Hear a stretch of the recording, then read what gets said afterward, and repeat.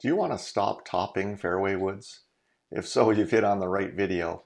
We're going to have a look at why the fairway wood game is one of the most challenging parts of golf. You imagine, doesn't take much imagination. You hit a good drive, then right after that you mess it up by topping your second shot on the fairway. So we're going to have a look at some of the main causes for that, get a little bit into the how come, a little bit less of the how to, but how do good players hit those long clubs right off the short grass?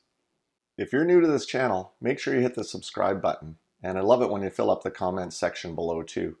It gives me a sense of what you thought of the video, but also it gives me some ideas for other content that you might find interesting. I'd like to take the time now to introduce you to my new Hope rating system. It's a play on words for golf's slope rating, which speaks to the difficulty of golf courses. So my Hope rating system goes from 56 easiest all the way up to 156 most difficult, and 113 represents an average difficulty. The Hope rating system goes in two lanes. Lane 1 speaks to the difficulty of communicating the concept and grasping it, and Lane 2 speaks to the difficulty of the skill itself. In this case, we're looking at how to stop topping your fairway woods.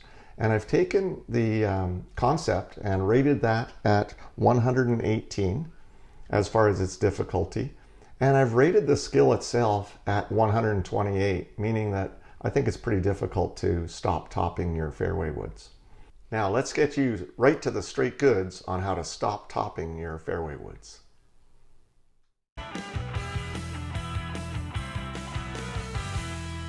Here we are at the gorgeous 5th hole at Cordova Bay Golf Course. We're facing that challenging shot, a long shot off the short grass. So it means a fairway shot. How do you stop topping your fairway woods? We're going to look at a couple of things that work against people on these shots. One is intuition, one is club choice. So on the intuitive side, often people have trouble really taking and grasping the trust level that they need with their club. In other words, they can't trust the loft to do the launch for them, and it leads to some really messy swings on these long fairway shots.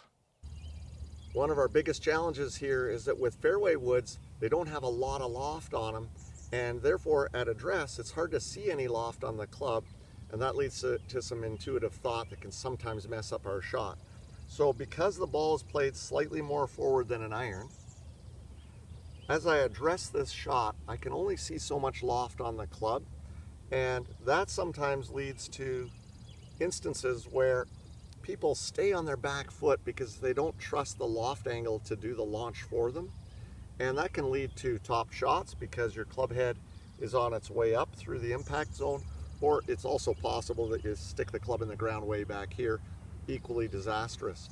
So one of the things you can consider is going to a more lofted fairway wood when possible, or even a hybrid. In this case, I've got a 5 wood with fully 20 degrees of loft angle on it. There's no standard for loft angle on fairway woods, so some 3 woods will have as little as 14 degrees and as many as 17 degrees loft on them. 5 wood, somewhere 17, 18, 19, 20 degrees of loft. But just going with more loft on the club will allow you to make a stronger swing motion, and that looks really like this, whereby through impact we keep moving and ultimately finish on that front foot. That's where we want to lead to, finishing on that front foot. But if intuition is saying make sure you get the ball in the air, that has us leaning back and finishing too far on the back foot. In this clip, you'll see some light footwork. Light footwork is reflective of a strong swing motion, and I should finish with the large majority of my weight on my front foot.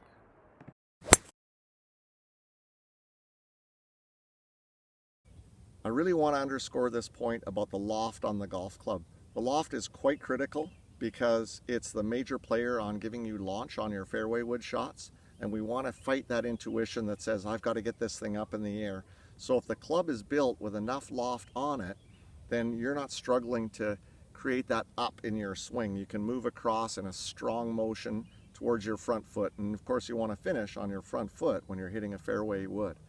Ultimately, there's other things in club design that are going to affect the up-down on the trajectory, none the least of which is the club shaft, flex, the weighting, the head design. That's all important, but at the core of it, the Loft is the biggest player in getting you some really good launch on your fairway woods.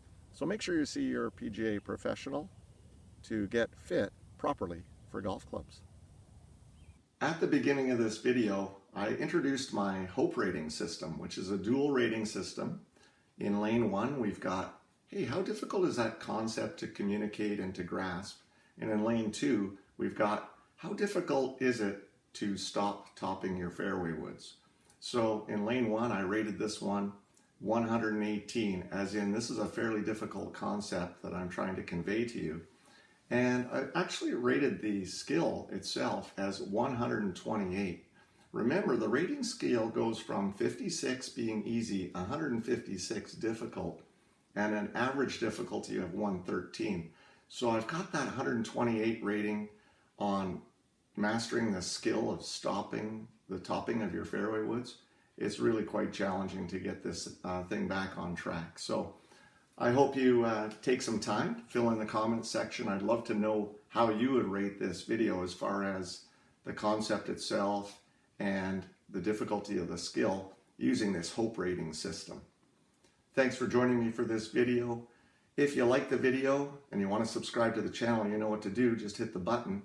I'd love it if you'd share this with a friend or two and tap on that notifications bell so as not to miss any future content. I look forward to seeing you on the next edition of Straight Goods on Golf.